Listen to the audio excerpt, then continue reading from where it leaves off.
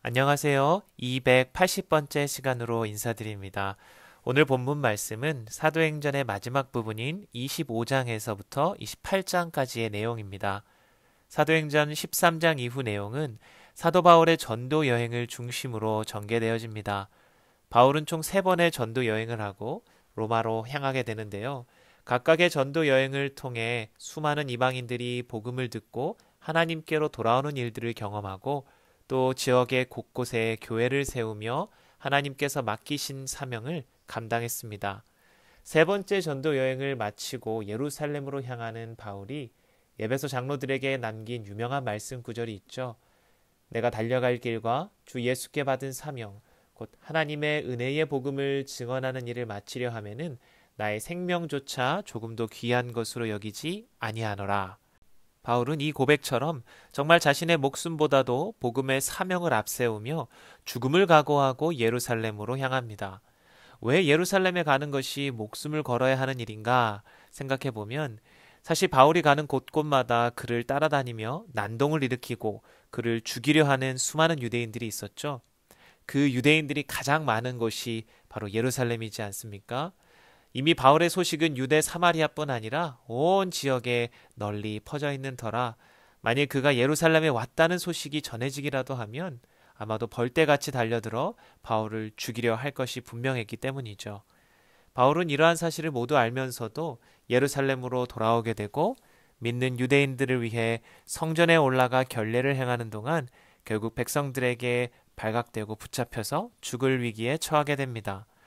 공회 앞에서 자신의 신앙 간증을 통해 복음을 전한 바울은 여전히 살해의 위협을 받으며 로마 군인들에게 보호를 받는 상황에서 비밀 작전을 통해 총독 벨릭스에게 신변이 넘어갑니다. 대제사장과 유대 장로들은 총독에게 바울을 고발하게 되고요. 벨릭스를 이어 총독으로 부임한 베스도는 헤롯 아그리빠 왕에게 바울의 케이스를 소개하고 그의 변명을 함께 듣습니다. 바울은 이 상황에서도 자신이 어떠한 삶을 살아왔고 또 어떻게 예수님을 만났으며 무엇을 전하며 살아가고 있는지를 담대하게 증언합니다. 이 말을 듣던 총독 베스도는 바울을 미쳤다고 하고 아그리빠 왕은 네가 적은 말로 나를 권하여 그리스도인이 되게 하려 하는구나 라고 답변합니다. 그때 바울이 이렇게 이야기하죠. 26장 29절 말씀에 바울이 이르되 말이 적으나 많으나 당신뿐만 아니라 오늘 내 말을 듣는 모든 사람도 다 이렇게 결박된 것 외에는 나와 같이 되기를 하나님께 원하나이다 하니라. 자신의 목숨이 위태로운 상황 속에서 담대하게 자신의 신앙 간증을 하고 복음을 선포하는 바울의 모습 속에서 우리는 복음의 열정, 즉 예수께 받은 사명을 향한 바울의 열정을 다시 한번 확인할 수 있습니다. 여러분의 삶 속에는 이러한 사명의 열정이 있으신가요? 사람들을 만날 때마다 여러분과 저와 같이 예수를 믿고 하나님의 은혜로 영원한 생명을 누리는 삶을 살기 바랍니다. 라는 마음으로 대화하고 복음을 전하며 살아가고 계신가요? 참 부끄러운 말이지만 우리는 많은 경우에 우리를 만나는 수많은 영혼들을 무관심하게 대할 때가 많이 있는 것 같습니다. 나와 만나는 사람들이 어떻게 되든지 말든지 나만 예수 잘 믿고 평안하고 하나님 잘 섬기다가 천국에 가면 되는 것이지 라는 생각이죠. 여러분, 그리스도인은 사명인입니다. 오늘 본문에 나온 바울만 이 사명을 받은 것이 아니라 저와 여러분 모두가 이 사명을 받았습니다. 예수께서 승천하시던 때에 우리에게 주신 사명이죠. 너희는 온 천하에 다니며 만민에게 복음을 전파하라. 때를 얻든지 못 얻든지 복음을 전하라. 나의 증인이 될 것이다. 이 사명은 우리가 늘 기억해야 할 것입니다.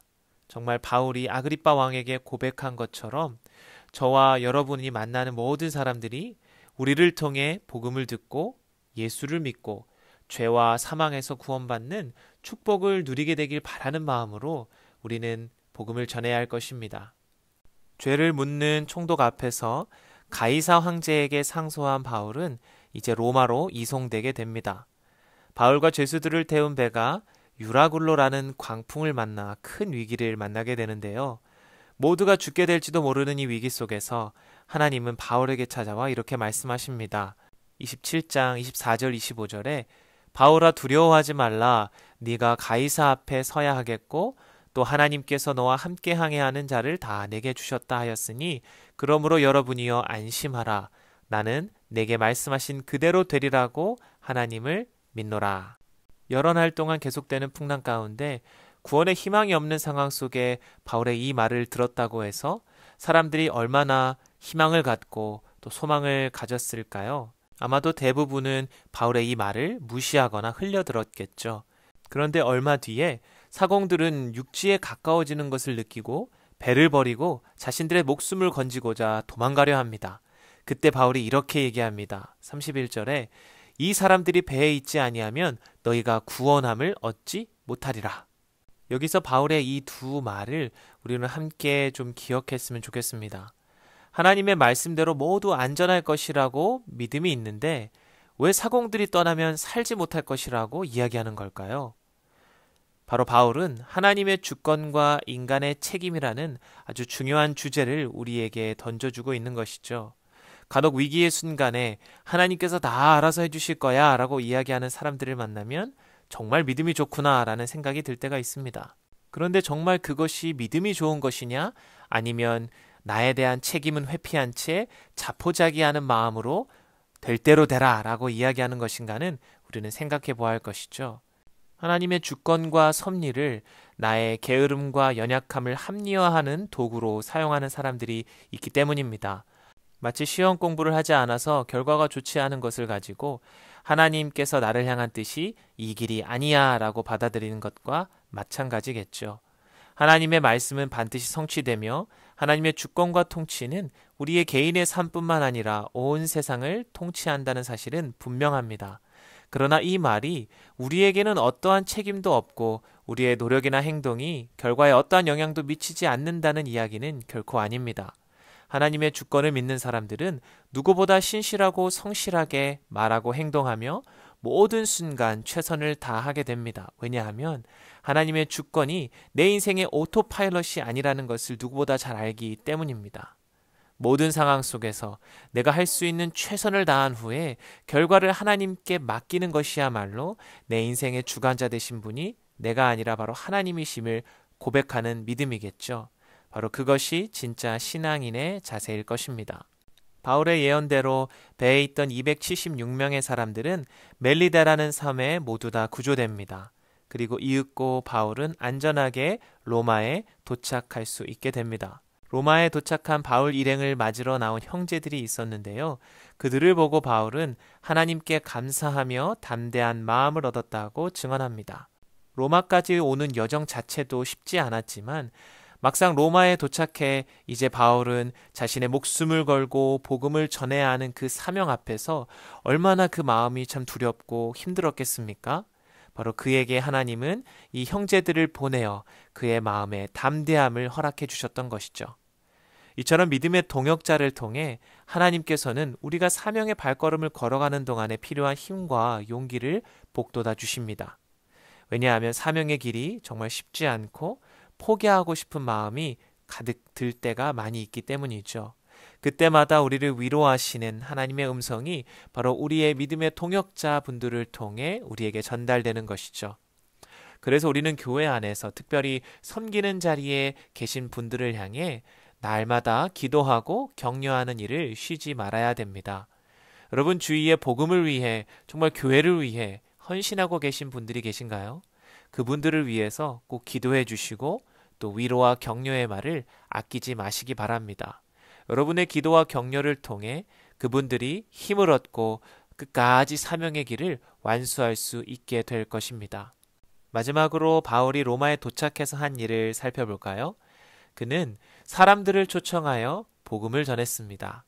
바울은 죄수의 신분이었기 때문에 당시 주택에 격리되어서 생활하게 되었는데요. 바로 그 집에 그 지역 사람들을 초청해서 복음을 전했던 것이죠. 바로 그가 늘 그래왔듯이 어느 도시에 가건 회당에서 하나님의 말씀을 전하듯 로마의 주택 감옥에 격리된 상황 속에서도 유대인 형제들을 초청하여 복음을 전합니다. 23절에 바울이 아침부터 저녁까지 강론하여 하나님의 나라를 증언하고 모세의 율법과 선지자의 말을 가지고 예수에 대하여 권하더라. 바울의 설교의 주제는 하나님의 나라와 예수님 두 가지였습니다. 본문은 구약 성경이었고요. 사람들은 이 설교를 듣고 믿는 사람과 믿지 않는 사람으로 나뉘어졌다고 말합니다. 그는 2년 동안 계속해서 사람들을 초청하고 복음을 전하고 그렇게 사도행전의 이야기는 끝이 납니다. 누가는 바울이 이후에 어떻게 되었는가를 주목해서 기술하지 않았는데요. 그 이유는 사도행전의 기록 목적이 바로 예수 그리스도의 복음이 어떻게 역사하고 증거되었는가에 초점이 맞춰졌기 때문입니다. 그래서 가장 마지막 절에서도 바울이 담대하게 거침없이 복음을 전했다라고 기술하며 사도행전을 마무리하고 있는데요. 여러분, 이것이 아까 앞서 말씀드렸듯이 바울과 예수님의 제자들만의 사명이 아니라 바로 저와 여러분들, 모든 그리스도인들, 이 사도행전을 읽고 묵상하는 모든 분들의 사명임을 상기시켜 주고 있는 것이죠. 성령께서는 초대교회뿐만 아니라 이후 모든 역사 가운데 계속해서 지금도 일하고 계십니다. 코비드-19 시대를 살아가는 저와 여러분도 이 성령의 역사하심을 따라 담대하고 거침없이 복음을 전해야 될 사명을 가진 자들입니다. 여러분, 누군가 여러분에게 인생에 있어서 가장 소중한 것이 무엇입니까? 라고 질문할 때에 저는 여러분이 1초의 망설임 없이 예수 그리스도의 복음입니다 라고 고백할 수 있게 되기를 바랍니다. 그리고 그 복음의 사명을 위해 바울처럼 우리의 믿음의 선조들처럼 생명까지도 아낌없이 하나님께 드리며 주를 위해 헌신하는 그러한 그리스도의 참된 사명자가 되기를 바랍니다. 혹시라도 내가 복음을 전해도 사람들이 변하지 않으면 어떡합니까? 그리고 실망하게 되면 어떡합니까? 거절당할까 봐 저는 두렵습니다. 라고 생각하는 분들이 계신가요? 우리의 사명은 복음을 전하는 것이지 그 사람을 변화시키는 것이 아닙니다. 오직 영혼을 변화시킬 수 있는 분은 바로 성령 하나님 뿐이십니다. 우리의 사명은 담대하게 복음을 증거하고 그 복음의 삶을 살아가는 것뿐입니다. 하나님의 영혼 구원의 역사는 지금도 현재 진행형입니다. 하나님의 선교 사역에 기쁨으로 믿음으로 함께 동참하여 하나님께 영광 올려드리고 또 그 안에서 충만한 기쁨을 누리게 되는 저와 우리 모든 성도님들이 되시기를 주님의 이름으로 간절히 축복합니다. 우리 함께 기도하시겠습니다. 살아계신 하나님 아버지, 감사합니다. 오늘 사도행전의 마지막 부분 말씀을 묵상하며 사도 바울이 자신에게 주어진 그 사명을 완수하기까지 어떻게 하나님께 쓰임 받았는가를 살펴보았습니다. 하나님, 이 사명이 바울에게만 주신 것이 아니라 오늘 이 말씀을 듣고 묵상하는 우리 모든 그리스도인들에게 동일하게 주신 사명임을 기억합니다. 주님, 하나님의 나라와 예수 그리스도의 복음을 우리의 삶을 통해 또 우리의 입술을 통해 담대하고 거침없이 증언할 수 있는 그리스도의 참된 제자로 살아가게 하여 주시옵소서. 우리에게 믿음 주시고 은혜 주셔서 우리를 통해 많은 사람들이 하나님께로 돌아오는 귀한 역사에 동참하는 자들 되게 하여 주시옵소서. 감사드리오며 살아계신 예수님의 이름으로 간절히 기도드립니다. 아멘.